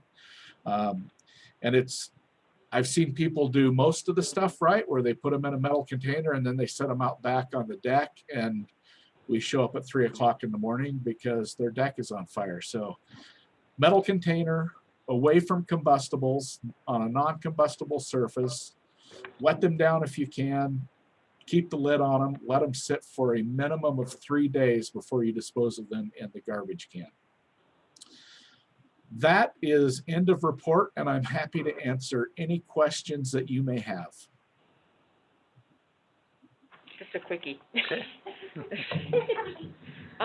So in regards to the fireplace situation, when I do a fire, I leave it for like a week, and I don't clean it till like a week or two later. Is that advised?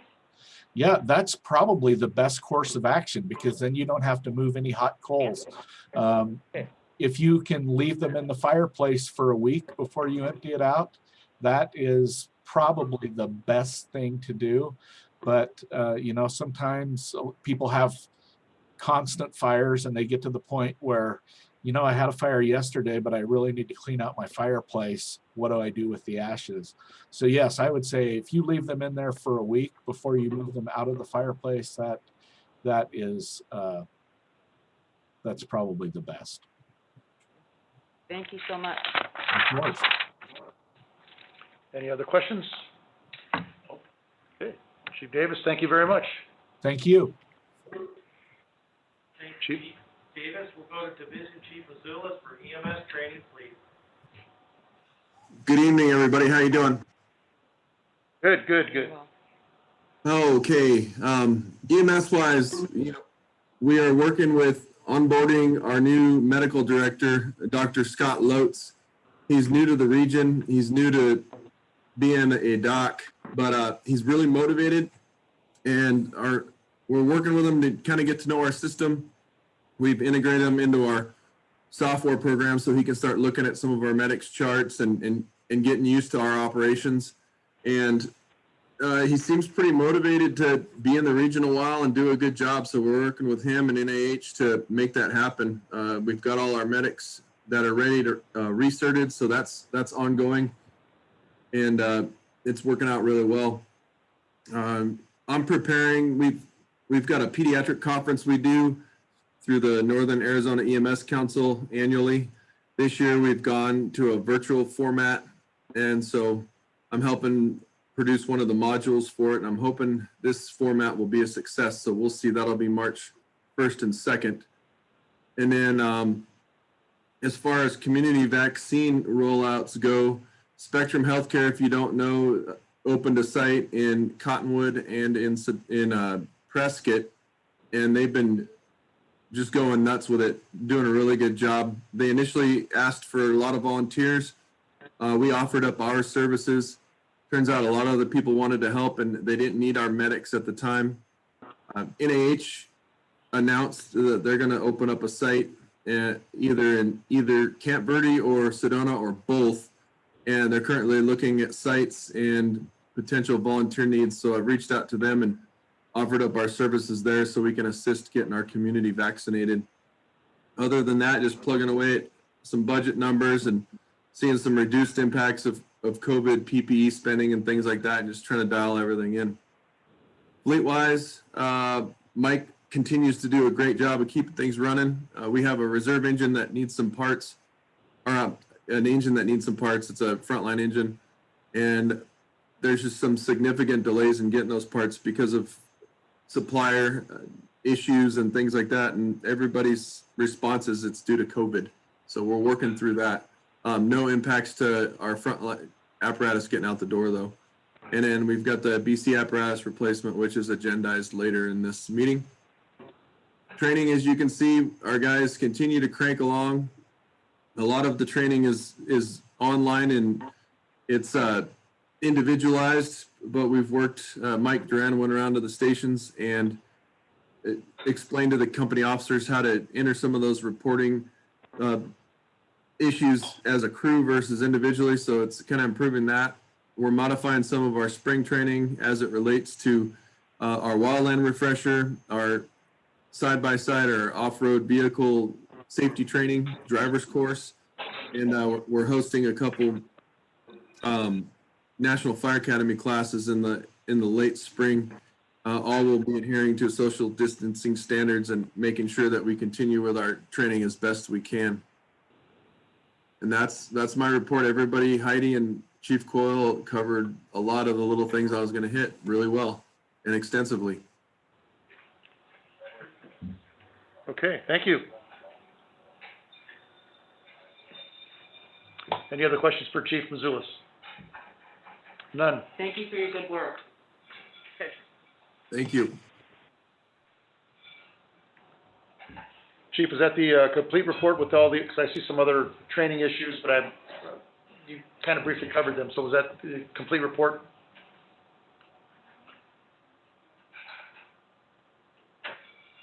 Oh, he must be off. It must have been his complete report.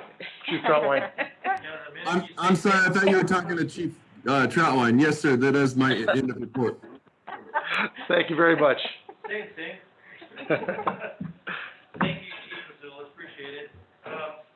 So to finish off the fire chief items, I know we got to spend a little time talking about the strategic plan at our board training, which I thought was very good. So more to come on that, and it'll come up again, like I talked earlier about integrating it with our budget, that's important to staff.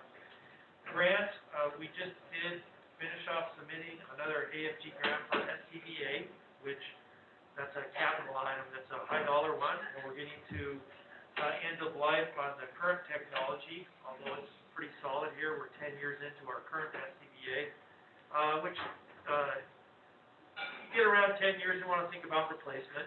They'll go much longer, but we're trying to see if we can attempt to get grant funding for that. I think that would be really beneficial to the district.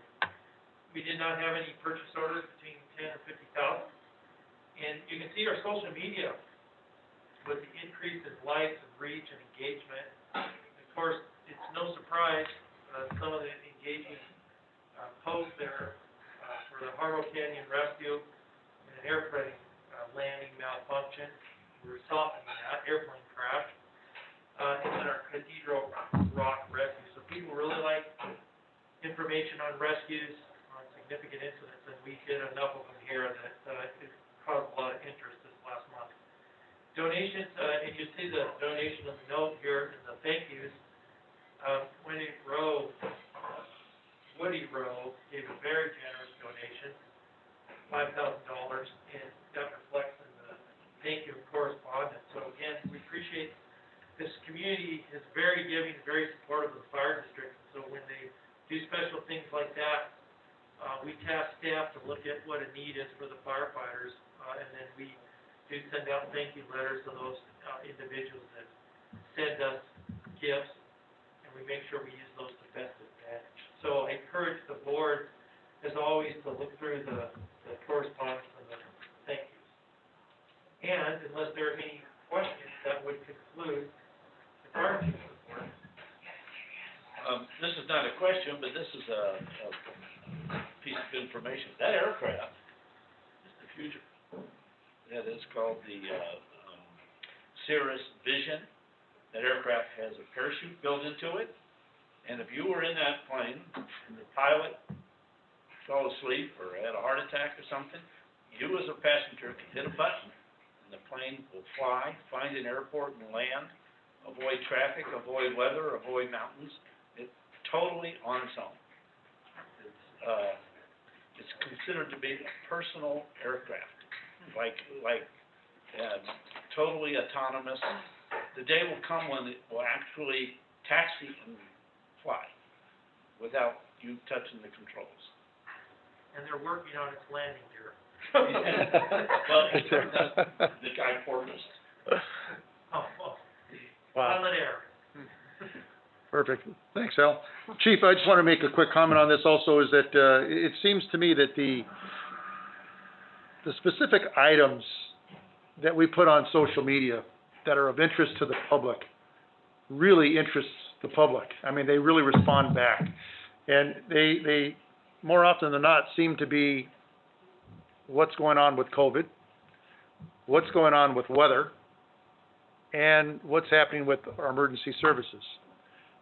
Because it affects every one of our community members, whether it's traffic on the streets, or their health, or preparing for the worst as the weather comes through. So, yeah, I enjoy reading those. I think we do a very outstanding job in presenting those to the public, and I look forward to seeing more of that. Yeah, thank you, I appreciate that, and I just want to compliment our duty chiefs that put that information out. They do an excellent job, and they tend to highlight some very important things, the weather, the rescues, also just preparing. Yeah. Just fire prevention information, like our fire marshal shares with us, how not to burn your trash can down with hot coals, right? So, we appreciate that, and again, my hat goes off to the duty chiefs that do an excellent job of highlighting those things. Super, thank you. Okay, with that said, next item on the agenda is discussion possible action, authorization to enter into a lease purchase agreement for a replacement battalion chief apparatus, and that would be presented by Chief Ed Mazulis. Chief? Hello, good evening again. This item, sorry, my screen keeps changing. I thought I hit a button, but I think you guys are just Xing out. So this item is related to a capital purchase that we have planned for this year. We do have planned to replace our command vehicle that the BCs utilize, the duty chief. The one they're currently in is an F-150, and it's about 7 years old now. And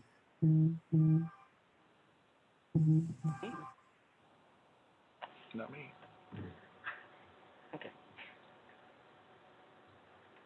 can you hear me all right? Yep. Oh, I'm sorry. I got a fury of texts.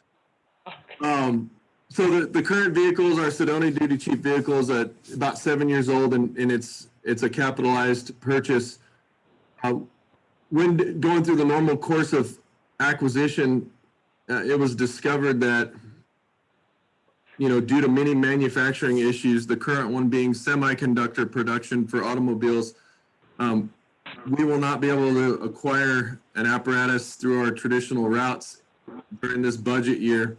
Speaking with Enterprise Fleet Services, who does a lot of the lease and purchase options for different agencies around the Verde Valley, they have a much larger accessible inventory, and spoke to the fact that they could acquire the vehicle in a timely fashion and get it to us this budget year. And in addition to that, I have been working with them on our fleet management to look at options. I know many of you may remember we talked about lease purchase potential before. And I just feel like at this point, it's a good opportunity for us to stay on track with our capital purchasing, and two, for us to try out a lease purchase option for this apparatus. Now, the flexibility with this apparatus affords us the opportunity to,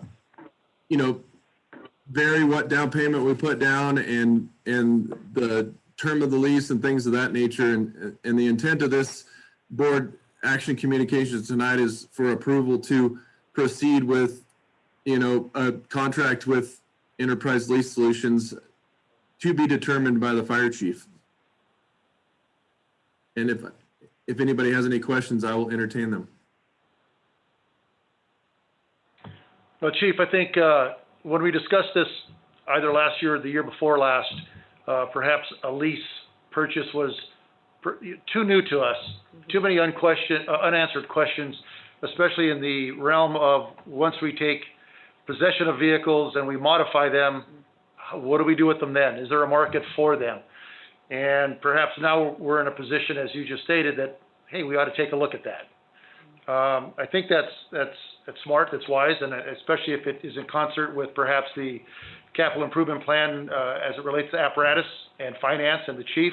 And it is as the purchase price of apparatus goes, relatively on the lower end of the scale, that may be a good opportunity to give it a try. Is that kind of what you're thinking to do? That's correct. That's correct. It'll give us a opportunity to see how the process works. There's not a significant impact at all to the cost of the apparatus compared to building it on our own. In fact, outsourcing a lot of the upfit with the current constraints on our fleet manager may even save us some dollars in the long run, particularly with man hours. And so that's why I wanted to propose, after speaking with the chief and Mr. Boldra, that we look at this option. The other concern that I have is that traditionally we've gotten multiple bids on purchases and acquisitions, yet here, because we are unable to purchase as we used to, are we looking at a different procedure in which we acquire a piece of equipment? If I understand your question correctly, typically we purchase the apparatus through state contract pricing, and then we will upfit it through a variety of vendors, and the enterprise process closely mirrors that process. Okay. Yeah, and that was the question. Is that we would go through that one service that does take all those quotes from everybody and gives us the best price, which kind of led us away from getting our own individual 3 bids. So it kind of cuts the time down a little bit. I might just add to that, Mr. Chair, that is correct, and it really doesn't mean that we changed any of our procurement process. Now, a couple of other things that I want to just reiterate or emphasize is, because the company that we would like to go with is not building that vehicle for the entire year, they can say what they think, but ordering it next year could even be a further delay. So the delay is concerning with not just keeping with the capital plan, but we're at a vehicle at end of life, right, a high-use vehicle that's end of life. And then, second to that, one of the things I had Chief Zulis do is look at a potential other vehicle, maybe a different brand or a different manufacturer. So we did, those are starting to tighten up super quickly just because it's the same issue. If manufacturers are trying to get parts, they're not producing as many, so there's a backlog there. Now, I wanted to bring that up just to share with the board. We talked about procurement, doing due diligence, and getting good pricing. One of the other issues with staying with the current one and going through a lease purchase is it keeps us in the same type of manufactured vehicle, which for standardization purposes, that's our mechanic, his training, also the parts that we stock. If we have 7 of the same manufactured fleet vehicles, and we can stock one alternator, got an alternator that'll fit in all 7 of them. So again, a lot of that standardization, staff does an excellent job to keep it that way for our mechanic, for our parts, for our repair, for our turnaround, for the training of staff, for the staff being trained and well-oriented to whatever vehicle they're in. So there is some intent behind that too, and I just want to reiterate, keeping from the delay and then also getting in a vehicle that keeps the fleet standardized. Those are 2 big strategic principles here. Gotcha. Thank you. Do you want to make a motion? Sure. With that said, then, and unless there's any other further presentation for that apparatus acquisition, we'll go ahead and make a motion. I move to approve entering into a lease purchase agreement for a battalion chief apparatus not to exceed $75,000 with Enterprise Fleet Management, and authorize the fire chief to determine the most advantageous terms and down payment, and to execute the agreement. Do I have a second? Second. Okay. Any further discussion? All in favor? Aye. Any opposed? The motion passes. Thank you, Chief Mazulis. Thank you. Okay. Next item on the agenda is discussion possible action for authorization for the fire chief to negotiate and execute an agreement with Taurus Technology for the tower space use at the Sedona Oak Creek Airport. Chief Troutwine. Sure, thank you, Mr. Chair. So, to get up to speed on this issue, we all know that we've worked through a process with the airport authority to get our agreement for the lease of the land up there at the north tower site, all up to date and signed off. So we're really waiting for the airport authority to approve that, and also the county supervisors to approve that. In the interim, we know on the north tower, we've shared that we have several tenants that we have on that tower with us. And there's one tenant, Taurus Technology, that we do not have a formal written agreement with on that north tower. So the airport authority shared with us that they would like to see an agreement signed off with them for their approval of our agreement. So we have a worked draft. I know Mr. Whittington's office just sent it to me this afternoon, and the intent to get parties to sign it, get it signed off, and then hopefully the airport authority and the county can move forward with signing our agreement with them on the north tower. And I don't know if, Mr. Whittington, if you wanted to add anything on that issue. Just that, the draft agreement was prepared by Bob, did a nice job. It's complete, very detailed. We cleaned it up a little bit, sent it back, at the attorney's request for the airport authority. We added language, his suggestion that would make him feel comfortable, so we're hoping to move quickly. Thank you, Mr. Whittington. Yeah, and then, for any questions, so the recommendation will be that the board approves my authority to get that done, so that we can get that in the airport authority's hand and we can get it all signed off. So were there any questions on that? What I looked at, did we have an agreement prior to the drafting of this one? Was there anything on record? No, it was a verbal agreement. Okay, gotcha. Well, with that said, after reading the initial and then the one that, there was a couple things that were tuned up into it, it was a pretty comprehensive document, of which is going in the direction that you're trying to achieve, and that's to have record of every contract that we have, thus eliminating any handshake agreements or behind-the-door agreements, and it's exactly what we're looking for.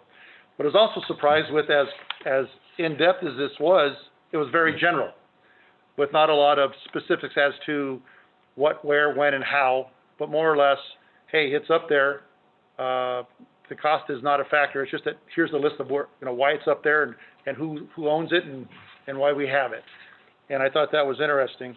But again, it was very complex, and it wasn't until the very last page that it even said where the tower was at.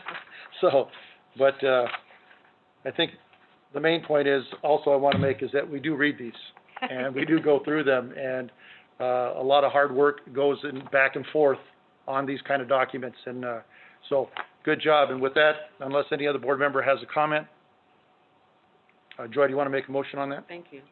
I move to authorize Chief Troutwine to negotiate and execute an agreement with Taurus Technology for tower space use at the Sedona Oak Creek Airport. Do I have a second? Second. Okay. Any further discussion? All in favor? Aye. Any opposed? Okay, so the motion passes. Good luck, Chief. Thank you, sir. Okay. Next item on the agenda is review and approval of the First Amendment to the Coconino County Agreement for grant of easement with the Chai Spot LLC. Mr. Bill Whittington. Thank you, Mr. Chair. The owner of Chai Spot has contacted the district several months ago asking for utility easement. They already had an access easement that was granted by Coconino County, when Coconino County apparently owned the lot that you now own, the parcel. He's been very cooperative and patient and happy to wait on y'all. You were very generous in offering utility easement. You had, in order to be efficient in terms of property use, had asked that the utility easement be laid right in the middle of his seagrass easement, so as not to use up property you might need later down the road. He approached you, management, and said, you actually worked up that language with an engineer. He approached the district back and said, look, I talked to the city. City doesn't want it there. They want the utility easement on the other side of the lot. The district then took the time to have it re-engineered to put the easement in another location. He was happy about that. You contacted him to let him know that it's getting close. He said thank you, and send me a form of agreement when you're ready. So here you are. It's been an easy conversation so far. Okay, do you have any comment, input from the board? Chief, any input on that? No, just, well, this is pertaining to our property at Station 4, and we know we've been taking slower steps in the complexity of that property at lining up a new station there. So this one's an important one, and we have another one coming that hopefully will be on the next board meeting, that it lines up and cleans up these easements. And then also in the contract, we wanted language to give us that ability to notify them as we build a new station. Obviously, I don't have a plan yet on where the boundaries of those walls might lie. So downstream, I think these agreements provide for us the ability to communicate with them and say, hey, you're going to have to move now or move over. And we have some time constraints there. So we really wanted that structure in these agreements. Like, you brought up, we want agreements, we want things in writing. But in terms of that Station 4 property, these two easements that we're dealing with in this one tonight, we want it structured so we have some flexibility downstream as we start to do our construction. That was important to the district and staff, and I think Mr. Whitson did a good job outlining that, and I think the vendors understand that in the agreement. Yeah, absolutely. Yeah, I'd like to comment on the fact that the actual agreement took some time to get. And it's a testament to legal and their attention to detail and going back and forth and patience, that it took us as long as it did, but we got the document we needed for the betterment of the district. By the same token, Chief, I appreciate your involvement in picking up on the little things that perhaps may not have been in our best interest or could it be in our better interest. And on top of all of that, staff that took the countless hours in putting this whole thing together when you guys were all working together. So it's a lot of hard work. And you think, hey, can't you just crank something out? Don't you have a boilerplate document? Every property is different. Every request is different. And so, here we got something that I think is going to be the betterment of the district as a whole. And thank you for everything that you guys did on both of these contracts that we have before us. We're still working on another one. Maybe next month it'll be ready, but it's coming. So with that said, thank you. And I think we need a motion here. Let me see. Yes, we do. Oh, wait, maybe we don't. Let me double check. Do we? I'm on the right one. Okay. Okay. I move to approve the easement agreement with Chai Spot. And that's its entire motion. With that said, do I have a second? Second. Any further discussion on that? Okay, all in favor? Aye. Any opposed? Okay, simple as that. Motion passes. Thank you, Chief. Thank you, Bill, Thank you for your work and staff. With that said, we come to the last item on the agenda, and it is the board member items, which is a discussion with board members' fire district-related activities since the last board meeting. And again, it's just to ensure that the public is aware that this board is more than just sitting up here listening and approving, that we actually get out and we deal with the public, we deal with our chief, at times we deal with staff, as with legal counsel, and we are a very active and involved board. And so with that, Al, would you like to start us off? Well, I did have the opportunity to spend a good hour or more with Chief Troutwine, and I think it was mutually beneficial to both of us. We both moved forward on our education about issues that are pertinent and current, and I really enjoyed that, and I should do this more often, maybe once a month, once every other month for sure, because it made me feel more engaged with the day-to-day activities here. Also, a city councilman did contact me about this contact bears. A lady who had manufactured them was frustrated because she didn't know where to go, and she went through me, and I went through the system, and they put them together with Chief Mizzou. Everybody's happy. The city councilman reported back to me how happy everybody was. So it was like, yip-de-doo. So, no, and I don't know, I saw the pictures in the newspaper. Is that where I saw it? Yeah. Something about bears and children, and it went over my head, but I got the idea that everybody appreciated it, and maybe somewhere down the road there's a child that will have a contact bear from some trauma life situation, something. That's my report. Great. Thank you, Al. Janet? I had a phone conversation with Chief Troutwine, and we discussed several things. The development on Station on Forest Road 1, I believe, okay. 4, Oh, 4. Yeah. Station 4. So our conversation was very interesting and brought me up to speed on many issues. Okay, super. Thank you. Thank you. Joy, what do you have for us this month? I'll try and keep it short.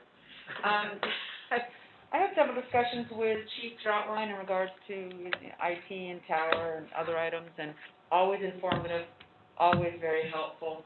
Our 8-hour board meeting that we had was wonderful. I mean, I was actually awake for the whole thing. It was great. This is my second term, and I think this is the best one that I've ever been to. I visited Station 3 to look at our new AMBO, I know I'm late on that, and the new rig, and they are amazing. Our acquisitions are just top notch. They even have a child seat in there, a baby seat, and I was so happy to see that, for several reasons.